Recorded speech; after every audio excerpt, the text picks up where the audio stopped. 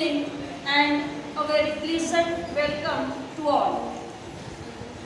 Honorable Secretary of a reputed institute and founder of STEM Forum program, Madhuri Dai ma'am, respected HM Gujarati sir, Assistant HM Patil ma'am, Vice Principal Shelar sir, and supervisors Bhatt sir and Karmarkar sir, all respected STEM Forum members, dear B.Ed teacher trainees, and my dear student friends.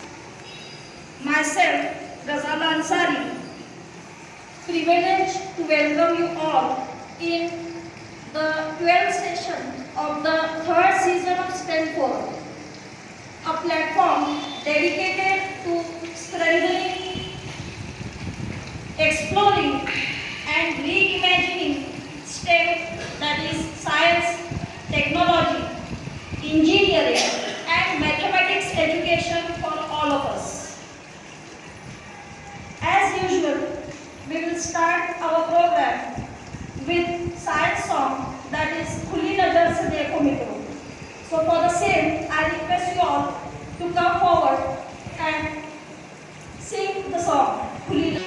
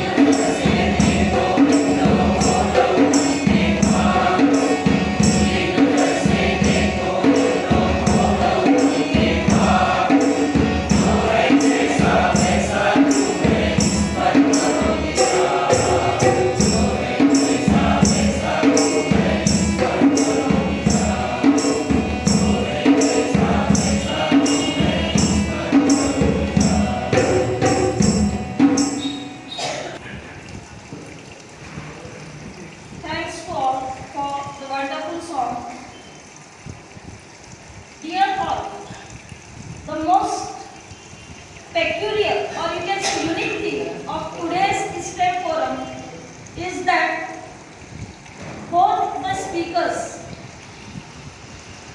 are the newly added members of a STEM forum. They are little bit stressed. So on behalf of all of us, I wish them all the best for their performance and for their presentation. As I saw them, they were a little bit stressed. So I would like to quote Nelson Mandela's famous quote. It always seems impossible. It always seems impossible until it is done. So, best luck for both the speakers for your presentations. First of all, I would like to call respected Samati Jain sir and request him to present his presentation on the topic Center of Gravity. Welcome, sir. STEM फोरमच्या सर्व माननीय सदस्यांना नमस्कार. आपल्या संस्थेच्या सचिव आचार्य माधुरीताई, प्रशालेचे मुख्याध्यापक, उपमुख्याध्यापक, उपप्राचार्य, पर्यवेक्षक, सर्व शिक्षक बंधू भगिनी, BEdचे प्रशिक्षणार्थी आणि विद्यार्थी मित्रांनो, आपलं तृतीय पर्वाच्या 12व्या पुष्पात मी सतीश मुलांनी सहर्ष स्वागत करतो आणि माझ्या हस्ते सादरीकरणाला सुरुवात करतो.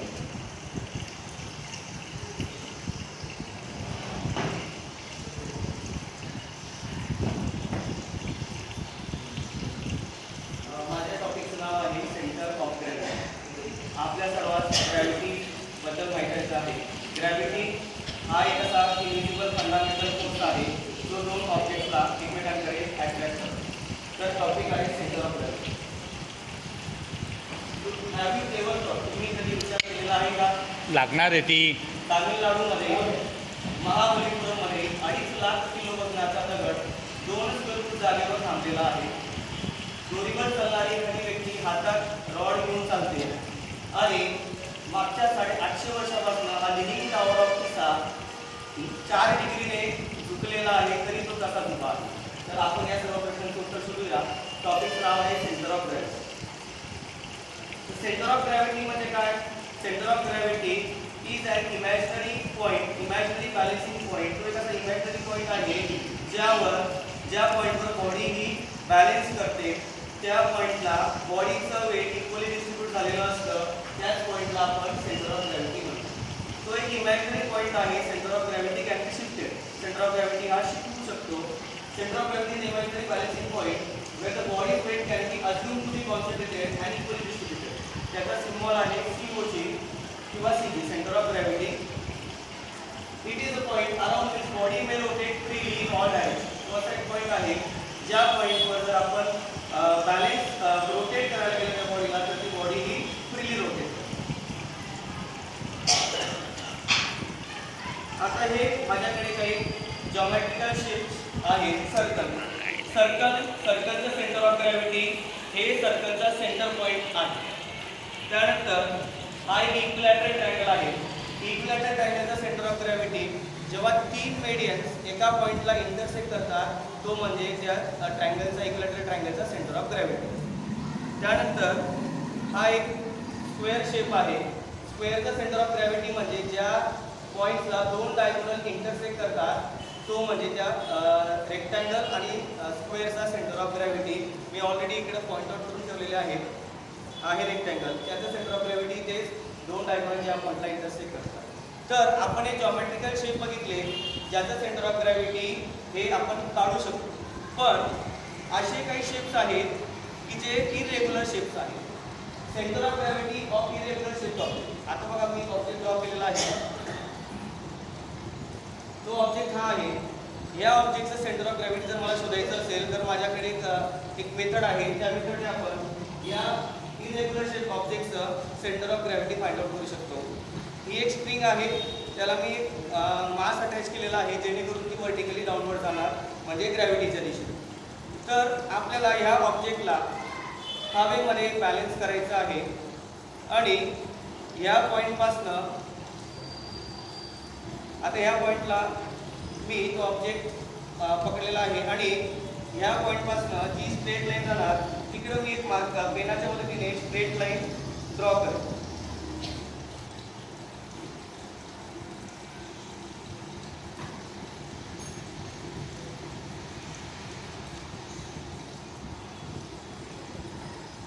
स्टँडची गरज होती, पण ते स्टँड आपल्या शाळेत थोडं लहान होतं, त्यामुळे मी ते हातातच बॅलन्स करत आहे. आता ही प्रोसेस कमीत कमी 3 पॉईंट्सकडनं करायची आहे. 3 डायरेक्शनने मला ही स्ट्रेट लाईन ड्रॉ करायची आहे आणि त्या स्ट्रेट लाईनला ज्या स्ट्रेट लाईन्स तीन स्ट्रेट लाईन ज्या पॉईंटला इंटरसेक्ट करतील तो म्हणजे या इरेग्युलर शेप ऑब्जेक्टचा सेंटर ऑफ ग्रॅव्हिटी आणि त्या पॉईंटला तो बॅलन्स करेल.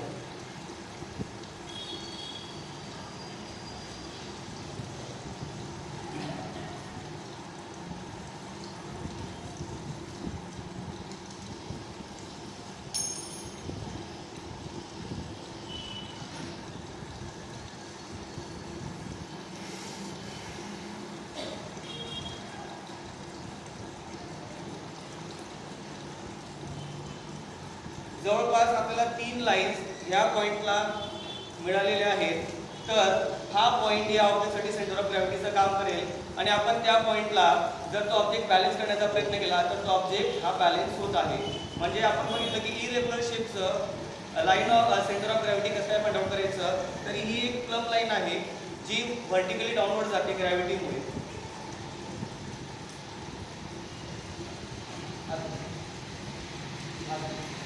तर आता ही जी लाईन मी वापरत होतो ती लाईन म्हणजे काय, त्या लाईनला आपण म्हणतो line of gravity. What is the line of gravity? The line of gravity एक अशी लाईन आहे जी ऑब्जेक्टच्या सेंटर ऑफ ग्रॅव्हिटीमधनं पास होते, सेंटर ऑफ ग्रॅव्हिटीमधनं बेसमधनं पास होते, त्याला आपण म्हणतो line of gravity. Line of gravity is an imaginary vertical line extending downwards from an object centre of gravity towards the. म्हणजे या ऑब्जेक्टच्या सेंटर ऑफ ग्रॅव्हिटीमधनं जी लाईन पास होईल त्या लाईनला आपण म्हणू लाईन ऑफ ग्रॅव्हिटी. आता लाईन ऑफ ग्रॅव्हिटीचा रोल काय आहे एका ऑब्जेक्टच्या बॅलन्सिंगसाठी? जिथपर्यंत ही लाईन ऑफ ग्रॅव्हिटी बेसमधनं पास होणार, आता या ऑब्जेक्टचा हा इरेग्युलर शेप ऑब्जेक्ट आहे, या ऑब्जेक्टचा बेस हा आहे बरोबर. तर जिथपर्यंत ही लाईन ऑफ ग्रॅव्हिटी बेसमधनं पास होणार तिथपर्यंत तो ऑब्जेक्ट हा स्टेबल राहील. आपण एका वेगळ्या डेमोमध्ये बघू.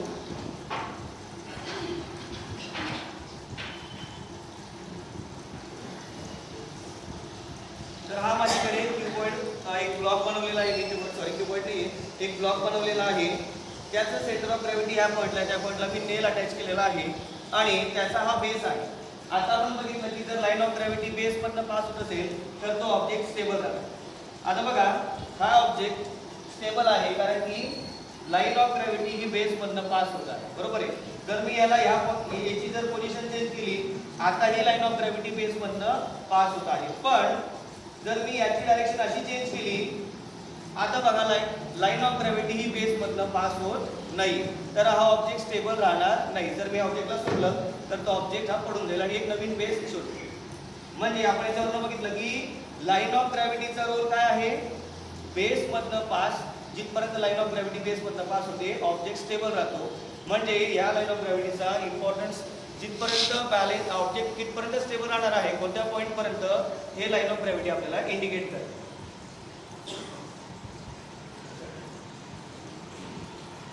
आता बघा आपल्याकडे एक भारतामध्ये वाराणसीला रत्नेश्वर महादेव मंदिर आहे. ते जवळपास 9 डिग्री टिल्ट आहे, झुकलेला आहे, तरी तो त्या पोझिशनला मागच्या भरपूर वर्षापासून तसाच उभा आहे. तसंच हे मी लिनिंग टॉवर ऑफ पिसाचं एक मॉडेल तयार करण्याचा प्रयत्न केलेला आहे. 2 वुडन बॉक्सला जॉईन केलेला आहे आणि याचं सेंटर ऑफ ग्रॅव्हिटी हे या पॉईंटला असणार आहे बरोबर.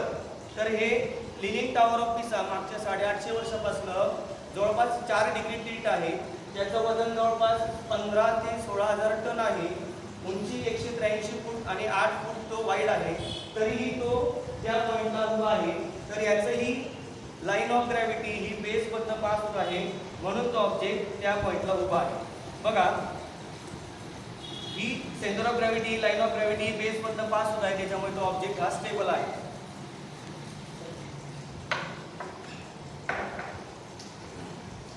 आता सेंटर ऑफ ग्रॅव्हिटी म्हणजे ऑब्जेक्टच्या आतच असतं का? नाही, सेंटर ऑफ ग्रॅव्हिटी हे ऑब्जेक्टच्या आउटसाइड पण राहू शकतं. जसं की एक हॉलो रिंग आहे ज्याचं मास हे the object can have the center of gravity located outside of the physical material. This happens when mass distributed around empty space. आता बघा ही एक रिंग आहे ह्या रिंगचं मास हे हॉलो रिंगच्या आतमधून डिस्ट्रीब्यूट झालेलं आहे. तर याचं सेंटर ऑफ ग्रॅव्हिटी मी ऑलरेडी घरी शोधलेलं होतं, कारण की त्याला थोडा वेळ लागला सेंटर ऑफ ग्रॅव्हिटी शोधण्यासाठी. तर या हॉलो रिंगचं सेंटर ऑफ ग्रॅव्हिटी हे बॉडीच्या इनसाइड नसून बॉडीच्या आउटसाइड आहे. तर हे 3 धागे बांधून मी centre of gravity find out केलेले. जर या पॉईंटला मी जर सपोर्ट दिला तर ही रिंग बॅलन्स करेल, म्हणजे बॉडीचं सेंटर ऑफ ग्रॅव्हिटी हे बॉडीच्या आत ही राहू शकतं आणि बॉडीच्या बाहेर राहू शकतं. म्हणजे centre of gravity is not a fix point, it can be shifted, म्हणजे ते बॉडीच्या बाहेर पण राहू शकतं. अजून एक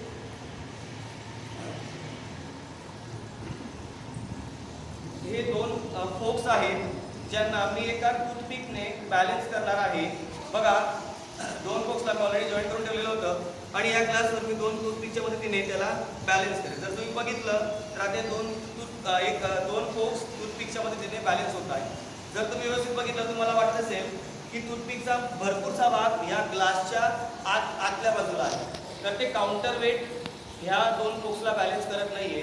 जर आपण त्या टूथपिकला जर आपल्याला या फोक्सचा एक्झॅक्ट सेंटर ऑफ ग्रॅव्हिटी शोधायचा असेल तर आपण या टूथपिकला आपण एक आग लावून बघू की आपल्याला टूथपिक हे आपलं फोक्स कोणत्या पॉईंटपर्यंत बॅलन्स करतं.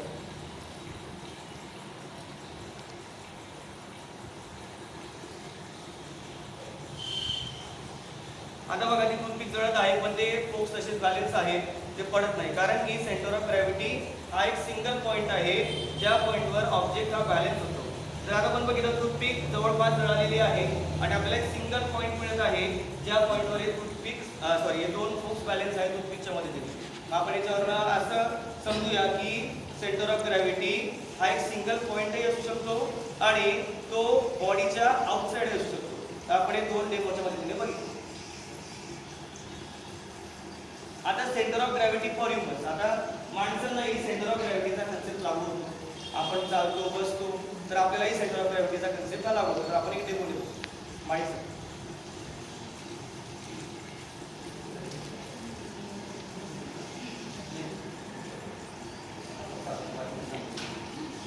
आता बघा माळीचं रूप आहे. मग आपलं सेंटर ऑफ ग्रॅव्हिटी हे जवळपास पेल्विक कॅव्हिटीच्या जवळ असतं, म्हणजे या नॅव्हलचं, बरोबर आहे. आणि जिथपर्यंत आपण बघितलं की लाईन ऑफ ग्रॅव्हिटी बेस मधला पास होते तिथपर्यंत ऑब्जेक्ट हा स्टेबल राहतो. तर माळी स्वरूप आहे. माळी सरांचं जवळपास या पॉईंटला सेंटर ऑफ ग्रॅव्हिटी असणार आहे आणि तिकडे स्ट्रेट व्हर्टिकल लाईन डाऊनवर्ड केली तर माळी सरांचा बेस हा 2 पायांचा आहे.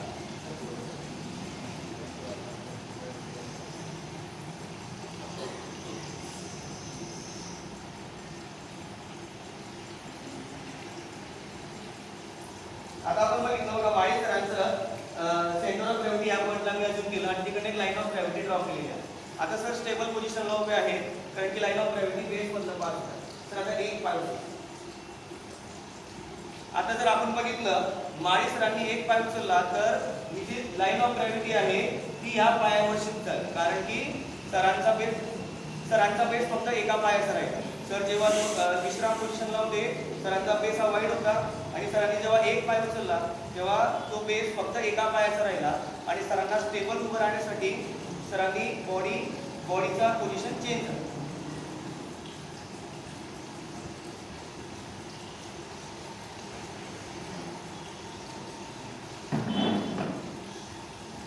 आता बघा आपण बसलेले आहोत. आपली सेंटर ऑफ ग्रॅव्हिटी आपण ज्या भागात बसलेले आहोत त्या भागात सेंटर ऑफ ग्रॅव्हिटी आहे, बरोबर. आता आपण बघितलं सर जेव्हा उठले तेव्हा सरांनी पुढे लीन केलं. सर पुढे झुकले आणि मग सरांना उठता आलं, कारण की सरांचं line of centre of gravity आता या खुर्चीवर होतं, चेअरवर होतं, ते त्यांचा बेस पायावर शिफ्ट करण्यासाठी सरांना उठावं लागलं आणि मान पुढे घ्यावी लागली. आता बघा मी फक्त एक माझ्या बोटाने सरांचं मान ह्या पॉईंटला बोट ठेवलेलं आहे. आता सर मान न हलवता उठण्याचा प्रयत्न करा. मान पुढे न घेता उठण्याचा प्रयत्न करायचा. हे आपण एक करू शकतो. मान पुढे न घेता आपण उठू शकत नाही, कारण की जिथपर्यंत आपण आपलं सेंटर ऑफ ग्रॅव्हिटी या चेअरवरनं पायावर शिफ्ट करत नाही, आपण पुढे झुकत नाही, तिथपर्यंत आपण उठू शकत नाही. आपल्यावरही सेंटर ऑफ ग्रॅव्हिटीचा कन्सेप्ट लागू होतो. लार्जर बेस ऑफ सपोर्ट, जेवढा सपोर्ट मोठा असेल तेवढी स्टॅबिलिटी असते. Lower centre of gravity more stability. यात तुम्ही बघितलं असेल जे रग्बी प्लेअर असतात किंवा जे टग ऑफ वॉर खेळतात, रग्बी प्लेअर कोणताही प्लेअर बघा तो पुढे झुकलेला असतो किंवा खाली झुकलेला असतो. आपला सेंटर ऑफ ग्रॅव्हिटी या पॉईंटला आहे.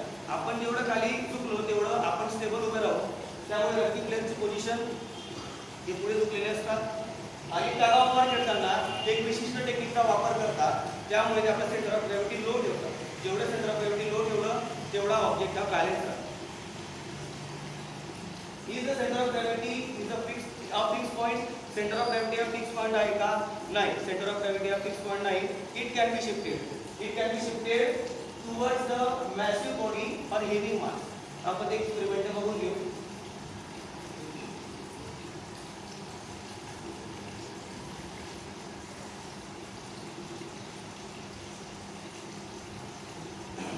आता बघा हे एक स्टिक आहे, त्याला दोन सारख्या मासेसचे मी बॉल अटॅच केलेले आहेत. या ऑब्जेक्टचं सेंटर ऑफ ग्रॅव्हिटी मिडलला असणार आहे. जर मी मिडलला सपोर्ट दिला तर तो ऑब्जेक्ट हा बॅलन्स करेल या पॉइंटला. पण जर आपण मास चेंज केलं,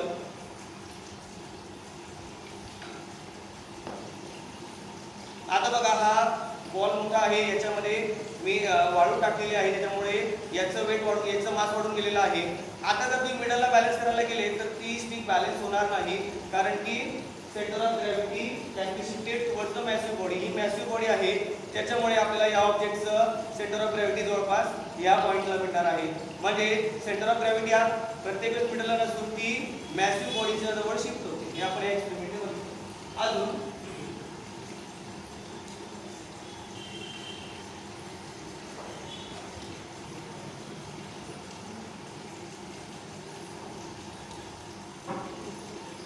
हा एक बॉक्स आहे. आपण जर विचार केला हा एक क्युबॉइड शेपचा बॉक्स आहे, सेंटर ऑफ ग्रॅव्हिटी मिडलला असणार आहे. पण जर मी या बॉक्सला या पॉइंटवर बॅलन्स करण्याचा प्रयत्न केला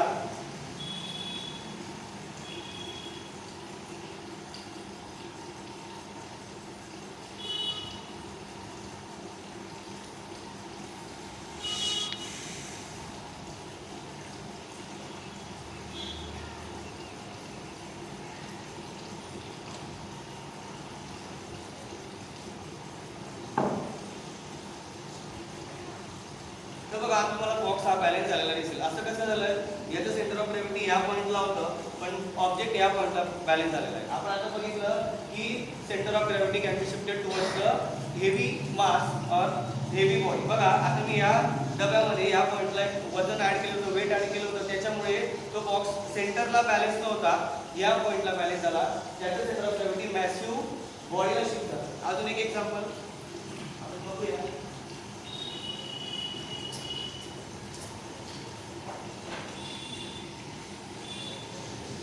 हा एक PVC पाईप आहे, त्याच्यामध्ये मी याचा बेस असा फ्लॅट करून घेतलेला आहे. तर याचं सेंटर ऑफ ग्रॅव्हिटी हे ह्या पॉइंटला जवळपास, बरोबर. पण लाईन ऑफ ग्रॅव्हिटी बेस मधनं पास होत नाही, त्याच्यामुळे तो हा ऑब्जेक्ट बॅलन्स राहणार नाही. जर मी या पॉइंटला जर मी मास ऍड केलं तर बघा हा पाईप आता बॅलन्स उभा राहणार आहे, कारण की याचं सेंटर ऑफ ग्रॅव्हिटी या पॉइंट पासून मॅसिव्ह बॉडीकडे शिफ्ट झालं. म्हणजे या पॉइंटला, आणि आता तुम्ही बघितलं तर ते बरोबर बेसच्या खाली आहे. जर इकडनं तुम्ही लाईन ऑफ ग्रॅव्हिटी ड्रॉ केली की बरोबर बेस मधनं पास होणार, त्याच्यामुळे हे आपण ऑब्जेक्ट बॅलन्स करू शकलो. म्हणजे आपण याच्यावर काय समजलं आपल्याला की centre of gravity is not a fix point, it can be shifted towards the massive body और हेवी मास. आता बघा balancing object on a small base. आपण एका स्मॉल बेसवर ऑब्जेक्ट बॅलन्स करू शकतो का? लहानपणी आपण पेन्सिल बॅलन्स करण्याचा प्रयत्न करायचो, जो पॉइंट असतो त्याच्यावर त्या टोकावर बॅलन्स करण्याचा प्रयत्न केला होता, पण ते आपल्याकडनं व्हायची नाही. कारण की आता समजा हा पेन आहे, याचं सेंटर ऑफ ग्रॅव्हिटी हे सेंटरला असणार आहे आणि या पॉइंट मधनं लाईन ऑफ ग्रॅव्हिटी पास होईल हे थोडं अशक्य आहे, कारण की हा जो बेस आहे हा खूप स्मॉल आहे. याच्यातनं लाईन ऑफ ग्रॅव्हिटी पास होणं अशक्य आहे आणि ह्या पॉइंटवर बॅलन्स करणं. त्यासाठी जर आपण या ऑब्जेक्टला बॅलन्स करू शकतो, object remains balance as long as vertical line through its centre of gravity falls within the base. If the base of object is too small, we can make it more stable by lowering the center of gravity.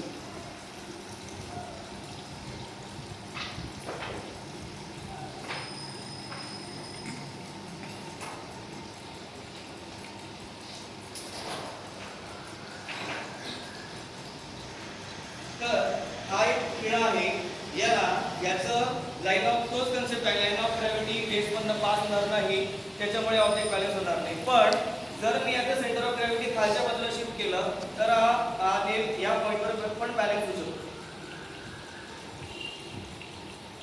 बघा आता मी एक counter weight add केलेला आहे आणि जर मी या नेलला balance करण्याचा प्रयत्न केला तर तो या पॉईंटवर सुद्धा इझिली बॅलन्स होत आहे, कारण की याचं सेंटर ऑफ ग्रॅव्हिटी मी खालच्या बाजूला शिफ्ट केलेला आहे.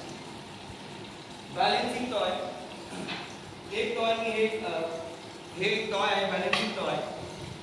याचा कन्सेप्ट आणि जे दोरीवर चालतात त्यांचा कन्सेप्ट हा सारखाच आहे. हा एक टॉय आहे, याचा बेस आहे आणि याला तुम्ही या पॉईंटवर बॅलन्स करू शकता. हा टॉय पडणार नाही, कारण की बघा या टॉयचा बेस फक्त एका पायाचा आहे आणि जे लोक दोरीवर चालतात त्यांचाही बेस फक्त दोरीचा असतो आणि तो एकदम स्मॉल असतो. त्याच्यावर बॅलन्स करणं इम्पॉसिबल आहे, कारण की लाईन ऑफ ग्रॅव्हिटीच्या पॉईंटमधनं पास होणं अशक्य आहे. त्यासाठी ते काय करतात, आपल्या खाली एक हेवी मास अटॅच करून घेतात किंवा एक रॉड घेतात, जेणेकरून ते त्यांचं सेंटर ऑफ ग्रॅव्हिटी खालच्या पॉईंटला शिफ्ट होणार आहे.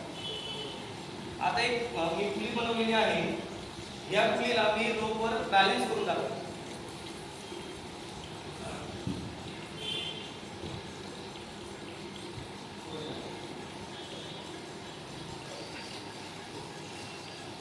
आता बघा जर या पुलीला मी या पॉईंटने सोडलं तर ही पुली बॅलन्स न होता अनबॅलन्स होत आहे, कारण की याचं सेंटर ऑफ ग्रॅव्हिटी या पॉईंटला आहे आणि याचा बेस हा खूपच स्मॉल आहे, त्याच्यामुळे ही पुली याच्यावर बॅलन्स करणार नाही. पण जर आपण या टॉयसारखं याच्यामध्ये जर मास खालच्या बाजूला अटॅच केलं आणि त्याचं सेंटर ऑफ ग्रॅव्हिटी आपण एक खालच्या बाजूला शिफ्ट केलं तर ही पुली बॅलन्स होऊन जाईल.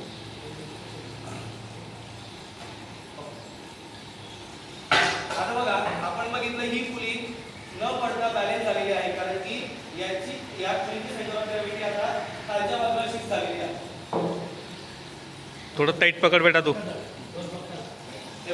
ही पुली अनबॅलन्स न होता बरोबर बॅलन्स झालेली आहे. हाच कन्सेप्ट वापरून जे लोक दोरीवर चालतात ते हाच कन्सेप्ट वापरतात. एकदा आपल्याला रॉड घेतात किंवा आपल्या खाली आपल्या सेंटर ऑफ ग्रॅव्हिटीच्या खाली ते एक हेवी मास अटॅच करून घेतात, जेणेकरून ते स्मॉल बेसवर पण व्यवस्थित बॅलन्स करू शकतात. Can object move against the centre of gravity, तर ऑब्जेक्टचे सेंटर ऑफ ग्रॅव्हिटीचा अगेन्स्ट मूव्ह करू शकतात का, आपण ते बघूया.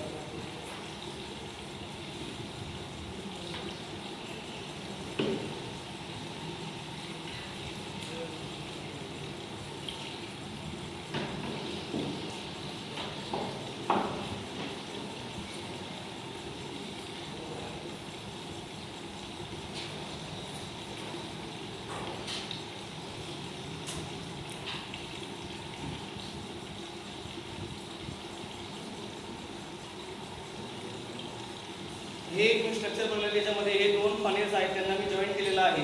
जर आपण कोणताही नॉर्मल ऑब्जेक्ट स्लोपवर रोल केला तर तो खालच्या डायरेक्शनने येणार आहे, कारण की सेंटर ऑफ ग्रॅव्हिटी त्याला खालच्या डायरेक्शनने पुल करणार आहे. बरोबर, ग्रॅव्हिटी त्याला खालच्या डायरेक्शनने पुल करणार आहे, त्याच्यामुळे कोणत्या स्लोपवरचा ऑब्जेक्ट कधीही खाली येतो. पण आपण या स्ट्रक्चरमध्ये बघूया, जर मी हा कोन सोडला, हा एक फनेल जर सोडले तर ते बरोबर वरच्या डायरेक्शनला आहे. तर परत बघूया, आता हे जे फनेल्स आहे ते वरच्या डायरेक्शनला दिसताना आपल्याला वरच्या डायरेक्शनला दिसत आहे, पण याचं सेंटर ऑफ ग्रॅव्हिटी आता या दोन एंड्सला शिफ्ट झालेला आहे. आणि जर आपण व्यवस्थित बघितलं तर सेंटर ऑफ ग्रॅव्हिटी वरती न जाता खाली गेलेला आहे, त्याच्यामुळे आपल्याला वाटत आहे की तो ऑब्जेक्ट म्हणजे ग्रॅव्हिटीच्या अगेन्स्ट जातोय, पण तो ऑब्जेक्ट ग्रॅव्हिटीकडे जात आहे. अजून एक एक्सपेरिमेंट बघूया. बघा ही एक रिंग आहे, बरोबर, आता ही आपल्याला वरच्या डायरेक्शनला जाताना दिसते. हे आपल्याला दिसतंय, पण इकडं ऍक्च्युली मी हेवी मास अटॅच केलेला आहे. आता जेव्हा मी या पॉईंटने त्याला सोडलं तेव्हा सेंटर ऑफ ग्रॅव्हिटी वरती न जाता खालीच गेलेली आहे, पण आपल्याला दिसताना ती सेंटर ऑफ ग्रॅव्हिटी वरती जात दिसते. कोणताही ऑब्जेक्ट हा ग्रॅव्हिटीचा अगेन्स्ट मूव्ह करू शकत नाही. हे फक्त एक आपण या एक्सपेरिमेंट बघितलं की दिसताना ते वाटतात की सेंटर ऑफ ग्रॅव्हिटीच्या अगेन्स्ट जात आहे, पण ते सेंटर ऑफ ग्रॅव्हिटीच्या अगेन्स्ट नाही, ग्रॅव्हिटीकडेच जात आहे. How can we increase the stability of an object. आता एखाद्या ऑब्जेक्टची स्टॅबिलिटी वाढवायची असेल तर स्टॅबिलिटी म्हणजे काय, stability is the ability of an object remains in its original position without toppling over when a small force is applied. Stability एक अशी property आहे की एखादी ऑब्जेक्ट त्याला जर आपण थोडं धक्का दिला तर तो ऑब्जेक्ट खाली न पडता तसाच त्याच पोझिशनला उभं राहायला पाहिजे, त्याला आपण स्टॅबिलिटी म्हणतो. तर आपल्याकडे हे 3 गोष्टी आपण करू शकतो. सगळ्यात पहिले lower the centre of gravity. जेवढं सेंटर ऑफ ग्रॅव्हिटी लो राहणार आहे तेवढा ऑब्जेक्ट हा स्टेबल राहणार. तर आपण ती एक एक्सपेरिमेंट थ्रू बघूया.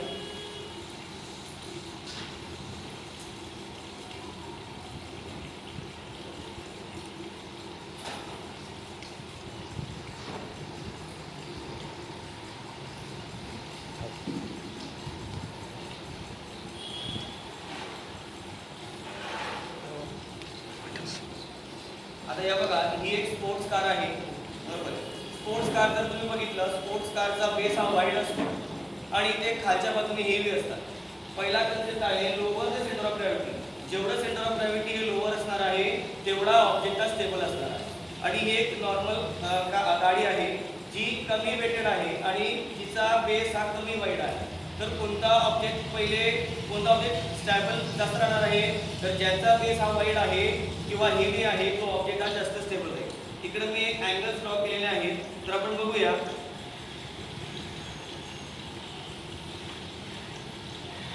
आता बघा, ही कार आहे, ही जवळपास 35 डिग्रीला ही कार पडून गेली किंवा पलटी झाली. आता या स्पोर्ट्स कारला बघू, ही कार हेवी आहे आणि इथं सेंटर ऑफ ग्रॅव्हिटी लोला आहे. बघा, ही कार जवळपास 45 डिग्रीला टॉपल झाली, पडली खाली. कारण की हीच या कारचा बेस हा हेवी होता आणि वाईड होता, त्याच्यामुळे ती जास्त स्टेबल होती. पुढे इन्क्रीज द बेस एरिया. जर आपण बेस एरिया वाढवला एखाद्या ऑब्जेक्टचा तर तो ऑब्जेक्ट हा स्टेबल राहतो. बघा, याचं एक एक्झाम्पल आपला टेबल आहे, बरोबर आहे. या टेबलचे जे चारी पाय आहेत ते लांब आहे. जर आपण विचार करा, या टेबलचे चारी पाय जर जवळ आणले आणि त्याच्यावर उभं राहण्याचा प्रयत्न केला तर तो टेबल अनबॅलन्स होईल. किंवा लॅडर असते, लॅडरचा बेस हा वाईड असतो, जेणेकरून स्टॅबिलिटी राहते. तर इन्क्रीज द बेस एरिया यासाठी आपण याला ऑब्जेक्टला घेऊ. बघा, आता हा ऑब्जेक्ट कसा आहे, याचा बेस खूप कमी आहे, बरोबर आहे. आता याचा बेस कमी असल्यामुळे हा ऑब्जेक्ट लवकर अनबॅलन्स झाली, बरोबर आहे. हा ऑब्जेक्ट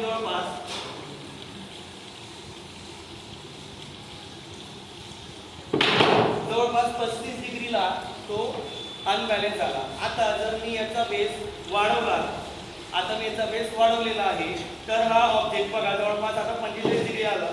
45 डिग्रीपर्यंत तो ऑब्जेक्ट हा बॅलन्स होता, तो टॉपल लवकर पडला नाही.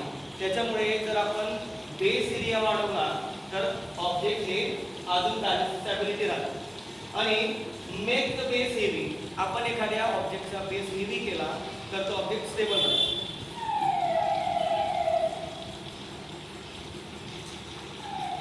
आता बघा, हा एक बॉक्स पाईप, सिलेंड्रिकल पाईप आहे. आता याच्यात काहीच नाही आहे. याचं सेंटर ऑफ ग्रॅव्हिटी हे जवळपास मिडलला असेल, या पॉईंटला असेल. आता जर मी याच्यावर बघितलं तर आमधून 15-20 डिग्रीवर तो पडला. पण जर मी या ऑब्जेक्टमध्ये हेवी मास खालच्या डायरेक्शनला जर मी ॲड केलं, आता याचा बेस हा हेवी झालेला आहे, बरोबर. तर याची स्टॅबिलिटी वाढवते. बघा, जवळपास 40 डिग्रीपर्यंत हा ऑब्जेक्ट स्टेबल राहील. म्हणजे जर बेस आपण हेवी केला तर ऑब्जेक्टची स्टॅबिलिटी ही वाढून जाते.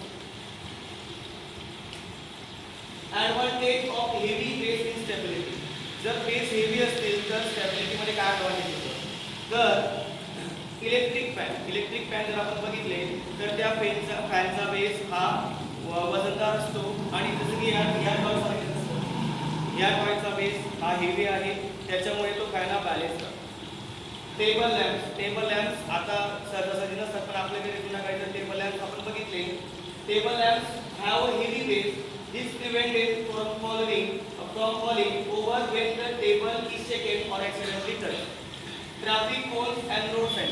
ट्रॅफिक कोनचा बेसही तुम्ही बघितला असेल, व खालून मोठा बेस असतो आणि त्या बेसला ते many road signs have heavy rubber concrete bases. They have the base kept them upright against the wind or minor impact.